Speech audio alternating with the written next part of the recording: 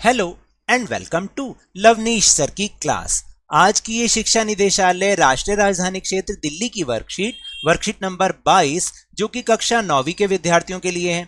यह ली गई है सामाजिक विज्ञान के लोकतांत्रिक राजनीति विषय से और इसके पाठ का नाम है लोकतंत्र क्या और लोकतंत्र क्यों।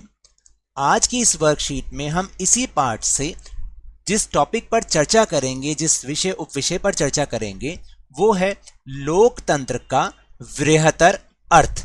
वृहत्तर का मतलब है लोकतंत्र का जो व्यापक अर्थ है उसे इस वर्कशीट में बताया गया है। अभी तक इस पाठ में हमने लोकतंत्र का अर्थ, उसकी विशेषताएं, लोकतंत्र के गुण और लोकतंत्र के खिलाफ तर्क ये सब पढ़ा। अब हम पढ़ेंगे कि वृहत्तर अर्थ में लोकतंत्र का क्या अर्थ है। तो चलिए शुरू करते हैं, मेरे साथ इस वर्कशीट को समझने का प्रयास करते हैं। हमने इस अध्याय में लोकतंत्र को उसकी विशेषताओं या गुणों की पहचान करते हुए समझने का प्रयास किया और यह निष्कर्ष निकाला कि जनता द्वारा चुने हुए प्रतिनिधित्व वाला शासन ही लोकतंत्र कहलाता है। यानी जिस देश में जनता अपनी इच्छा से कुछ प्रतिनिधियों को चुनती है और उनके द्वारा शासन चलाया जाता है उसे हम लोकतंत्र कहते हैं। और वर्तमान समय में जो लोकतंत्र का रूप है वो प्रतिनिधित्व लोकतंत्र ही है, यानी प्रतिनिधियों के माध्यम से शासन को चलाना। नेक्स्ट पॉइंट है, हम जिन देशों में लोकतंत्र होने की बात करते हैं वहाँ सभी लोग शासन नहीं चलाते, बल्कि लोगों की तरफ से बहुमत को फैसले लेने का अधिकार होता है। बहुमत का शासन भी चुने हुए प्रतिनिधियों के माध्यम से ही होता है। यानी लोकतांत्रिक देशों में सभी लोग तो शासन नहीं करते, बल्कि उनके द्वारा जो चुने हुए प्रतिनिधि होते हैं वही बहुमत से फैसला लेते हैं, यानी ये अधिकार उन्हीं के पास ही होता है। और बहुमत का शासन भी जो चुने हुए प्रतिनिधि होते हैं वही संभालते हैं। अब प्रश्न उठता है कि प्रतिनिधियों के द्वारा ही शासन क्यों किया जाता है? तो आधुनिक लोकतांत्रिक शासन व्यवस्था में बहुत अधिक लोग होने के कारण सबको एक साथ बैठाकर सामूहिक फैसला कर पाना संभव ही नहीं हो सकता। यानी अगर हम चाहें भी तो सभी लोगों को एक साथ बिठाकर कोई फैसला नहीं लिया जा सकता। इसका सबसे अच्छा उदाहरण तुम्हारी क्लास है। अगर याद करो, जब वहाँ पर टीचर आप सभी से कोई फ़ैसला लेने के लिए कुछ कहते हैं तो आप बताओ कि क्या आप सब फैसला ले पाते हो? कोई एक फ़ैसला, सबकी अलग अलग राय होती है। तो ऐसे में टीचर जो बहुमत होता है, यानी ज़्यादा लोग जो चाहते हैं उसी को ही फैसला मान लेते हैं। फिर अगर ऐसा प्रयास भी किया जाए, यानी सब लोगों को एक साथ बैठा भी लिया जाए, तो भी हर नागरिक के पास हर फैसले में भाग लेने का समय, इच्छा या योग्यता का कौशल भी नहीं होता। यानी हर नागरिक हर फैसला ले ले तो ऐसी योग्यता होना तो संभव हो ही नहीं सकता। फिर विभिन्न स्तरों पर लोकतंत्र में कैसे फैसले लिए जाते हैं या लिए जाने चाहिए और ये ठीक है या नहीं, इसके बारे में ज़रा सोचते हैं।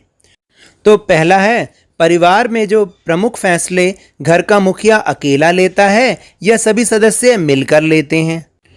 दूसरा है, एक नेता और उसके परिवार के लोगों द्वारा ही किसी एक पार्टी के सारे फैसले ले लेना। और तीसरा है, कक्षा में एक शिक्षक द्वारा बच्चों को सवाल पूछने या अपनी बात बोलने की इजाज़त ना देना। अब आप सोचिए ये सही है या गलत है? वास्तव में लोकतांत्रिक फैसले का मतलब यह है कि उस फैसले से प्रभावित होने वाले सभी लोगों के साथ विचार विमर्श के बाद और उनकी स्वीकृति से फैसले लेना। यानी जो कमज़ोर व्यक्ति है उसका भी किसी फैसले में उतना ही महत्व होना जितना किसी शक्तिशाली व्यक्ति का। तभी वो फैसला लोकतांत्रिक फैसला कहलाता है, यानी लोकतांत्रिक ढंग से लिया गया फैसला कहलाता है। यह बात सरकार या परिवार या किसी अन्य संगठन पर भी इसी प्रकार से लागू होती है। यानी हमें किसी भी संगठन में, किसी भी संस्था में जब भी कोई फैसला लिया जाए तो इसी तरीके से फैसला लिया जाए कि उसमें सबकी राय शामिल हो। अब हम बात करते हैं कि लोकतांत्रिक में नागरिकों की क्या भूमिका होती है।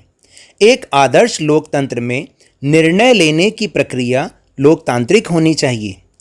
नागरिक के तौर पर हम जो भी काम करते हैं वह हमारे देश के लोकतंत्र को अच्छा या खराब बनाने में मदद करता है, और यही लोकतंत्र की ताकत भी है और यही कमज़ोरी भी है। देश का भविष्य शासकों के कामकाज से भी ज़्यादा नागरिकों के कामकाज पर निर्भर करता है। इसका मतलब है कि हमें बहुत सोच समझ के अपने देश के शासकों का चुनाव करना चाहिए, तभी वो लोकतंत्र अच्छा हो सकता है, नहीं तो लोकतंत्र खराब भी हो सकता है। इस तरह की कुछ बातें ही लोकतंत्र को राजशाही, तानाशाही या एक दल की शासन व्यवस्था से अलग और बेहतर करती है तथा नागरिकों को अधिक सक्रिय और भागीदार बनाती है।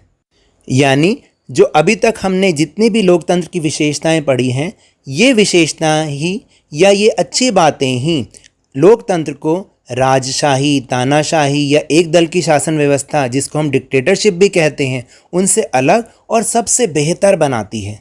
तो चलिए चलते हैं अब अपने प्रश्नोत्तर की ओर। पहला प्रश्न है, लोकतंत्र में चुने हुए प्रतिनिधि कौन होते हैं? लोकतंत्र में चुने हुए प्रतिनिधि वो लोग होते हैं जिन्हें लोगों की ओर से बहुमत लेकर फैसले लेने का अधिकार होता है, अर्थात उन्हें शासन चलाने का अधिकार होता है। दूसरा प्रश्न है, लोकतंत्र में चुने हुए प्रतिनिधियों के द्वारा ही शासन क्यों होता है? लोकतंत्र में चुने हुए लोगों के द्वारा ही शासन इसलिए होता है क्योंकि हर नागरिक के पास हर फैसले में भाग लेने का समय, इच्छा या योग्यता का कौशल नहीं होता, और ज़्यादा लोग होने के कारण सबको एक साथ बिठाकर सामूहिक फैसला लेना भी संभव नहीं होता। तीसरा प्रश्न है, लोकतांत्रिक तरीके से फैसले लेने की प्रक्रिया स्पष्ट कीजिए। लोकतांत्रिक तरीके से फैसले लेने का मतलब यह है कि उस फैसले से प्रभावित होने वाले सभी लोगों के साथ विचार विमर्श के बाद और उनकी स्वीकृति से ही फैसले लेना, यानी जो कमज़ोर व्यक्ति है उसका भी किसी फैसले में उतना ही महत्व होना जितना किसी शक्तिशाली व्यक्ति का। यही लोकतांत्रिक फैसले की प्रक्रिया है। अब चलते हैं चौथे प्रश्न पर। आपके अनुसार लोकतंत्र को बेहतर बनाने में नागरिकों का क्या योगदान हो सकता है? एक नागरिक के तौर पर हम जो भी काम करते हैं वह भी हमारे देश के लोकतंत्र को अच्छा या खराब बनाने में मदद करता है। इसलिए हमें बहुत सोच समझकर शासन करने वालों का चुनाव करना चाहिए और अपने अधिकारों और कर्तव्यों के प्रति सजग होना चाहिए। हमने टेलीग्राम ऐप पर भी एक चैनल लवनीश सर की क्लास खोला है, जिसका डिस्क्रिप्शन में आपको लिंक मिल जाएगा। डिस्क्रिप्शन बॉक्स में आपको उसका लिंक मिलेगा। आप वहां से इस चैनल को ज्वाइन करिए और वहां पर आपको इस वीडियो का लिंक और इसके साथ साथ और भी दूसरी जो इंपॉर्टेंट वीडियोस हैं उनका लिंक भी आपको मिल जाएगा। तो ये तो थी आज की वर्कशीट। अगर मेरे इस तरह समझाने से अब आपको समझ में आने लगा है तो इस चैनल और वीडियो को खूब लाइक दीजिए, शेयर कीजिए, सब्सक्राइब कीजिए और जल्दी से जल्दी लवनीश सर की क्लास चैनल के सब्सक्राइबर्स को 50K तक पहुंचा दीजिए। लेकिन याद रखिएगा, घर से बाहर निकलते समय मास्क अवश्य लगाएं, अपने हाथों को नियमित रूप से साबुन और पानी से धोते रहिए और जब भी आपकी बारी आए कोरोना का टीकाकरण जरूर कराएं, क्योंकि कोरोना को हराना है और जिंदगी को एक बार फिर से सुहाना बनाना है। और अब स्कूल भी जाना है। इसी उम्मीद के साथ बहुत बहुत धन्यवाद।